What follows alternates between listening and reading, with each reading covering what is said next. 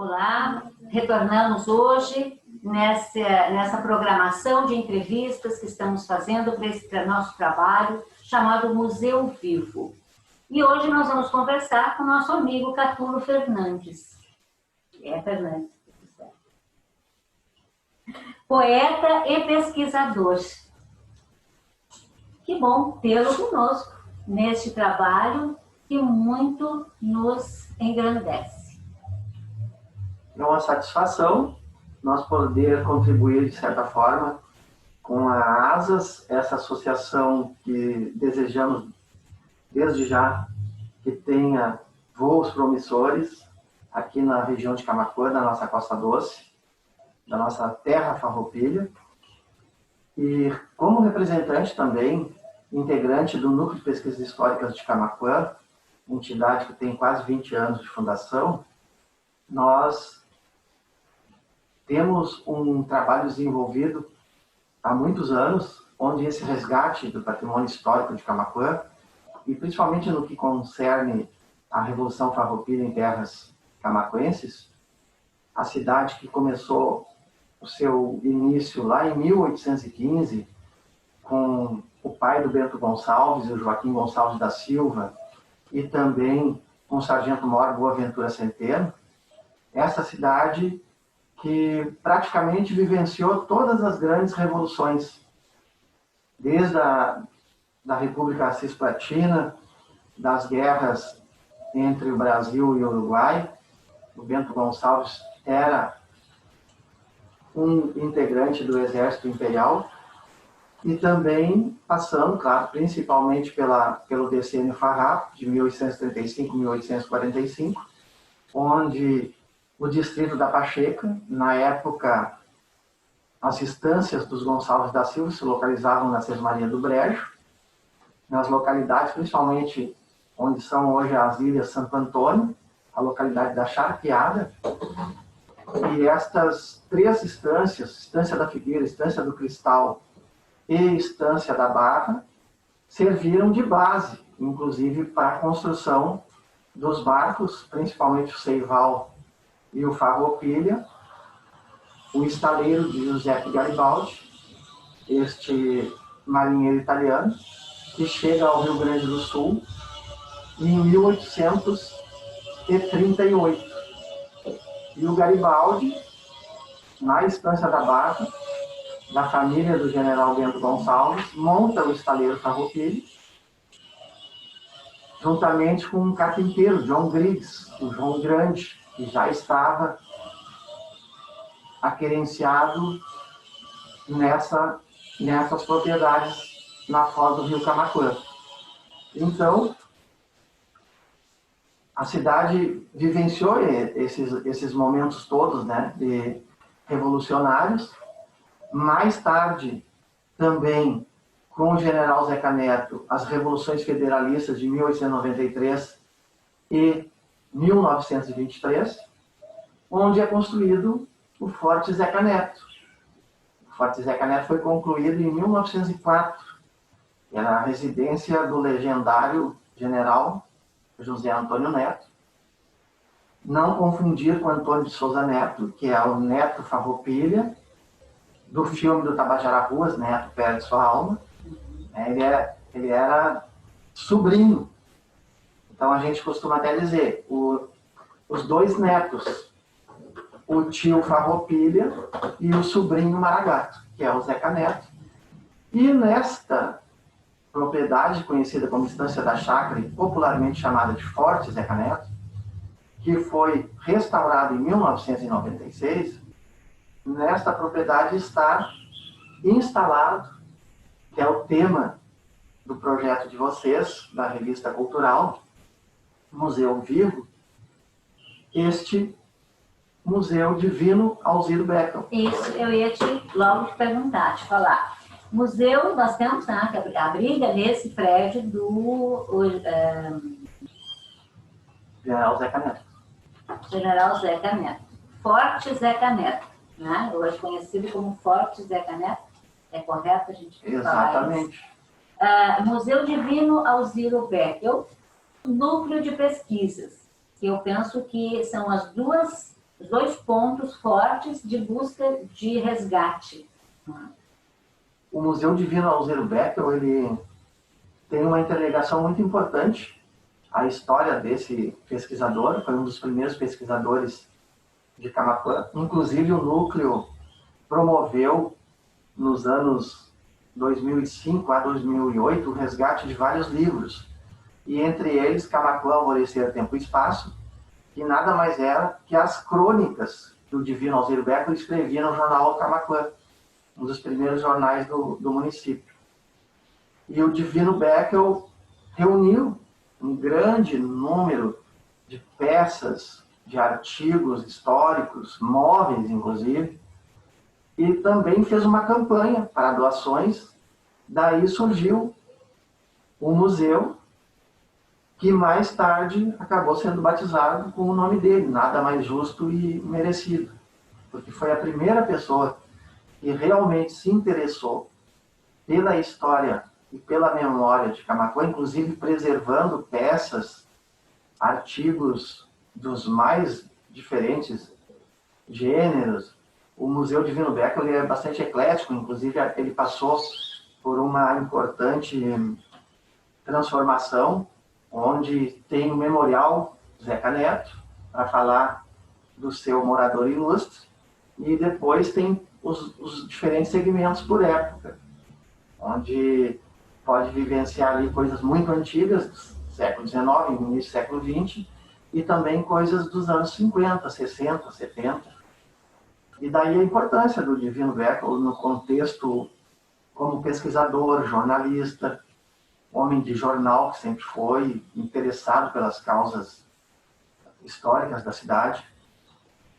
Inclusive, ele tinha outros parceiros, como o Cipriano José Centeno, Rafael Pires dos Santos, que foi, inclusive, o fundador da APAI. Então, era um grupo de pesquisadores autônomos, sem formação acadêmica, mas muito dedicados. E o Núcleo de Pesquisas Históricas, quando da sua fundação em 2001, começou a fazer o resgate dessas obras. Obras que não haviam sido sequer publicadas. E num projeto que eu coordenei juntamente com a secretária da Cultura, Solange de Souza, nós podemos publicar em torno de 12 livros, através da Lei de Incentivo à Cultura, entre os anos 2005 e 2008. E também, numa parceria com a Prefeitura Municipal, Secretaria da Cultura, juntamente com o historiador João Máximo Lopes, que é o idealizador do Núcleo de Pesquisas, nós produzimos essa obra, Camaquã Terra Farroupilha.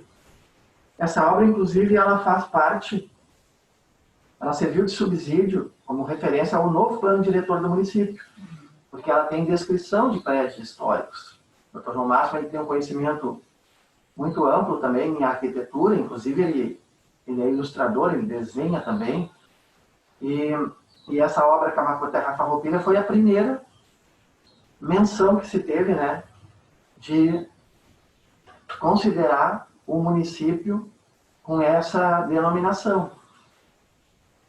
E mais tarde, no Sesc Centenário de Camaquã, em 2014, foi sancionado, aprovado por unanimidade na Assembleia Legislativa, sancionado pelo governador, na época, Tarso Genro, foi sancionado, então, o título, Camaquã Terra Farroupilha, e é o que nos congrega, através da Revolução Farroupilha, das revoluções que se seguiram. Camaquã também teve inserido no próprio golpe de 64. Dos 5 municípios que tiveram prefeitos cassados, entre eles Sereno Chese em Porto Alegre, o prefeito de Camaquã, Wilson Scherer Dias, teve seu mandato cassado. E incrível como uma cidade que sempre envolvida com revoluções, na Revolução de 30, por exemplo, ou o golpe de 30, como alguns dizem, do Getúlio Vargas, Camaquã tinha uma brigada ligeira. E essa brigada ligeira, comandada pelo Dário Centeno Crespo, que era o homem forte do Zeca Neto, estava instalada na Fazenda da Figueira. A Fazenda da Figueira, onde morreu a Caetana, a leal companheira uruguaia, Caetana Gonzalez da Silva, companheira do general. Então essas coisas se interligam, essas instâncias, essas histórias todas, e dentro desse Museu Divino Alziro Beckel, a gente tem uma noção do que significa esse Camaquã Terra Farroupilha, né? E todas essas contrariedades, adversidades, Camaquã chega, né, ao século XXI, lembrando daquelas revoluções, mas caminhando por um caminho de paz, de mostrar sua verdadeira história, e o que vem corroborar com a construção do Seival, através do professor Antônio Rodrigues, que lidera esse projeto do Seival e os Caminhos de Garibaldi. Todo esse contexto, com certeza, vai ser muito produtivo, muito frutífero para as novas gerações, principalmente para o público que gosta da história e, em particular, para as nossas crianças, nossos jovens, criar aquele amor pela cidade, aquele respeito pela sua história, dentro de um contexto, evidentemente, turístico e ambiental. Sobre isso, assim, ó, Museu Vivo, Projeto Seival e histórias de Camaquã, porque nós temos Camaquã Farrapa, ou Farroupilha, né? E temos um Camaquã romantizado também. Dá para se levar das duas formas, não é? Eu acredito que sim, porque o município de Camaquã, ele é um dos mais antigos do Rio Grande do Sul. Né? Foi criado oficialmente em 1864. 19 de abril de 1864. A fundação é 9 de dezembro de 1815. A cidade está às margens do Arroio Duro e, por si só, já é um atrativo lírico, metafórico. O centro histórico de Camaquã é uma das igrejas mais antigas, a igreja de São João Batista, que é o padroeiro do município. Ali naquele entorno nós temos o Cine Teatro Coliseu, que foi fundado por um polonês. Temos a Casa do Poeta Camaquense, que é a única numa praça em todo o Brasil. Temos esses prédios da Câmara de Vereadores, que é a intendência do município, onde, inclusive, o general Zeca Neto foi um dos intendentes e foi o primeiro prefeito de Camaquã, na era Getúlio Vargas, em 1930. Então, aquele centro histórico ali, ele tem, para não ser redundante, ele resume a história de Camaquã. Da fundação, que vem a partir de 1815, a igreja começa a ser reconstruída naquele local, saiu da Capela Velha e veio aqui para esse espaço, às margens do Arroio Duro, em 1844. Então, essas coisas tudo se interligam. As revoluções, o romantismo, é tanto romance que tem até a minissérie A Casa das Sete Mulheres, que o cenário, embora é uma obra ficcional, mas o cenário é a Estância da Barra, é Rio Camaquã, a Caetana com suas filhas, a Manuela, que se enamorou de Garibaldi, todo esse contexto. A gente costuma dizer que Camaquã é a terra das Anas, né? Ana Gonçalves Meirelles, que foi uma das doadoras do terreno para a construção da nova igreja. Nós temos a Ana Custódio Oliveira, que foi a primeira ervateira que levava dos galpões do distrito, dos galpões da Serra do Herval, onde morou o nosso saudoso Barbosa Lessa, hoje sítio Água Grande, essa região toda, ela levava a erva mate para o Uruguai. Então, e o papel feminino, o papel da mulher também foi muito importante. Tanto que a gente tem as Anas de Camaquã, que são várias. A Ana Patrícia Vieira Rodrigues, que inclusive é nome de escola, a Ana foi uma das primeiras feministas do Brasil. Ela fundou academias femininas em Manaus, em Pernambuco, no Rio de Janeiro. Ela teve uma notoriedade muito grande nos jornais da época, principalmente nos anos 30 e 40. Então, essa coisa romanceada de Camaquã também é muito presente. E o papel feminino também é muito... tanto que o distrito da Pacheca não é em virtude do Manuel da Silva Pacheco. Todos eles eram primos e parentes do Bento Gonçalves. Mas era Dona Pacheca para lá, Dona Pacheca para cá, porque ele era um homem mais erudito e era o provedor da Irmandade, cuidava muito dessa coisa da papelada, da documentação. Ela que comandava a estância, no casarão que existe até hoje lá na Pacheca, em virtude da Dona Pacheca, e não do senhor Manuel da Silva Pacheco. Até nisso aí Camaquã prioriza, né? São muitas o histórias. aspecto romântico e feminino, né? É verdade, são muitas histórias. Um patrimônio que poderá ser visto, visitado, né, a quem quiser vir até aqui. Eu diria que Camaquã é um verdadeiro museu vivo. É um museu que pode ser visitado não só o Museu Divino, o Museu Beckel, que tem o aspecto físico, onde a pessoa pode ter acesso, conhecer a história através das peças antigas, mas o mais importante é esse museu vivo, que é fazer uma visita à foz do rio Camaquã, atravessar de balsa nas ilhas, conhecer as ilhas onde inclusive morou o von Hermann, que era um antropólogo, um ambientalista alemão, e tem uma história incrível nesse contexto nas ilhas do Camaquã. A história de Giuseppe Garibaldi e a construção do estaleiro nem se fala. A própria fazenda da Figueira, onde faleceu a Caetana. O cemitério São João Batista em Camaquã está sepultada a primeira-dama da República Rio-Grandense. Então, Camaquã é um museu vivo. Em cada ponto, nesse centro histórico que eu me referi, onde está a Igreja Matriz, em outros pontos, a sinaleira, que é uma sinaleira de origem francesa, que está desde 1953 instalada no centro da cidade. E a memória histórica. Camaquã, só para ilustrar a parte romanceada também, porque turismo é cultura, é história e é romance. Essa paixão que o Garibaldi nutria pela Manuela, a Manuela acabou jamais se casando.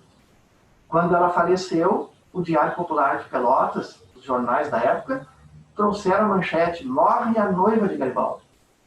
E Garibaldi, quando escreveu, em parceria com Alexandre Dumas, que é o autor dos Três Mosqueteiros, as memórias dele, principalmente quando ele esteve aqui no Sul, ele se refere de uma forma brilhante, maravilhosa, porque ele era poeta também. E o primeiro poema escrito em terras camaquenses foi em italiano pelo Giuseppe Garibaldi. Inclusive, nós traduzimos através da Sociedade Italiana de Camaquã, está publicado em obras locais. E uma outra coisa que é muito interessante, lá na Fazenda da Figueira, que a Angélica, filha do Bento Gonçalves e da Caetana, ela tinha uma prima com o nome de Angélica também. E então elas receberam o mesmo nome, Maria Angélica Gonçalves da Silva. E o Antônio José Centeno casou-se com a primeira em Pelotas, ela veio a falecer, ele veio para Camaquã e casou-se com a segunda. Eu diria que é Guinness Book. Um homem que se casou com duas mulheres com o mesmo nome, só em Camaquã que acontece esse tipo de coisa. Que coisa boa! Então, com isso, com todas essas histórias, a gente convida a quem tiver essa curiosidade a vir nos visitar aqui no nosso Camaquã. E não vamos perder a oportunidade de pedir, né, para o Catulo fazer um poema ou declamar uma poesia. É muito interessante porque, além da visita, que é uma visita muito estratégica, Camaquã está muito bem posicionada a 125 quilômetros de Porto Alegre, 125 quilômetros de Pelotas, 180 do Grande Porto de Rio Grande. Inclusive, é por isso que as estâncias da época da Revolução Farroupilha se precisava de um porto através da Laguna dos Patos e toda a epopeia dos lanchões do Seival. A geografia de Camaquã favorece muito. E nos dias de hoje, com todas as facilidades, com toda essa informação através de redes sociais, através da internet, toda essa facilidade que se tem de transporte, a BR-116 agora está sendo duplicada, com certeza é um passeio diferente, assim, que muitas pessoas não têm nem ideia, né? E é irremediável que o curso do turismo Camaquã venha se encontrar. O que precisa é mais decisão dos poderes públicos, que a população se conscientize. Nós temos aí a Cascata Barbosa Lessa, a barragem do Arroio Duro, que são coisas fantásticas, tanto da história como da questão de belezas naturais, paisagens lindas do nosso interior, da nossa zona rural. São 8 distritos com as mais diferentes formações geográficas, a várzea, a serra, que é a imponente Serra do Herval, onde os índios e as caravanas jesuíticas vinham até aqui buscar erva mate, com certeza é um passeio que todo gaúcho, toda pessoa que ama a natureza, e eu tenho certeza que no momento que tiver um apoio institucional e uma decisão mais forte dos setores públicos, Argentina, Uruguai, todos os países do Prata vão se interessar de vir para Camaquã, porque além das belezas naturais, o povo muito acolhedor, são aspectos turísticos e históricos relevantes, assim, de várias épocas da construção desse Brasil meridional. E a poesia fica, então, dentro desse tema, fica também um registro da nossa Casa do Poeta Camaquense, da nossa Associação Amigos da Água Grande, que preserva a memória do Barbosa Lessa, o Núcleo de Pesquisas Históricas e também a nossa Associação dos Artesãos de Camaquã, vários CPGs também que nós temos, Piquete, que também lembra o nome do Barbosa Lessa, Piquete Barbosa Lessa. É uma história que ela é vivida e cantada também.